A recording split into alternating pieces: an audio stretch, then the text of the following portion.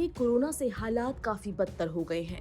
यहाँ रोजाना लोग संक्रमण का शिकार हो रहे हैं, जिसके कारण अस्पतालों में ना तो मरीजों के लिए बेड बचे हैं और ना ही दवाइयाँ।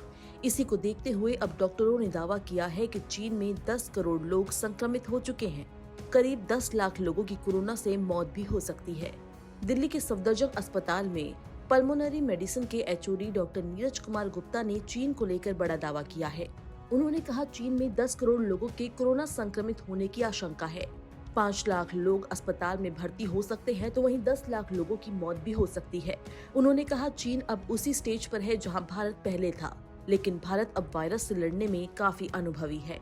डॉक्टर गुप्ता ने कहा, भारत ने अब तक 3 लहरों का सामना किया है। पहली लहर साधारण थी, वहीं डेल्टा वेरिएंट की दूसरी लहर बहुत ज्यादा घातक रही। हालांकि ओमिक्रॉन वेरिएंट की तीसरी लहर गंभीर नहीं थी, लेकिन बहुत संक्रामक थी।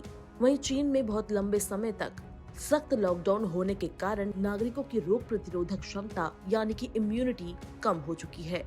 वहीं भारत के स्वास्थ्य मंत्री मनसुख मांडविया ने 24 दिसंबर को घोषणा की कि चीन समेत 5 देशों से आने वाले यात्रियों के लिए RT-PCR जांच अनिवार्य होगा।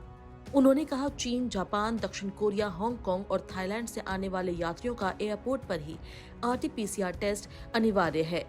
अगर इन देशों से आए किसी भी यात्री में कोरोना लक्षण पाए जाते हैं या रिपोर्ट पॉजिटिव आती है तो उसे क्वारंटीन कर दिया जाएगा। उन्होंने ये भी कहा कि इन एशियाई देशों से आने वाले अंतर्राष्ट्रीय यात्रियों के लिए वर्तमान स्वास्थ्य स्थिति घोषित करने के लिए एयर सुविधा फॉर्म भरना भी अनिवार्य किया जाएगा।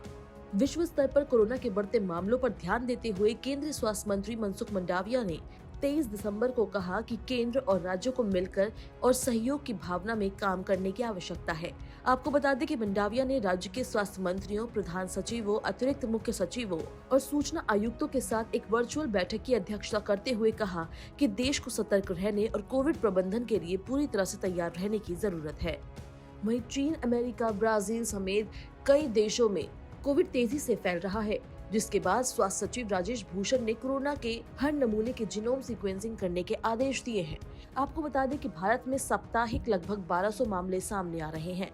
वहीं नीति आयोग के वीके पॉल ने केंद्र की बैठक के बाद बताया कि देश में अभी तक सिर्फ 27 से 28% लोगों को ही बूस्टर डोज लगी है, जिसके बाद विश्व भर की स्थिति को देखकर सभी लोगों से अपील की जा रही है कि बचाव के लिए जल्द ही बूस्टर डोज भी लगवा लें।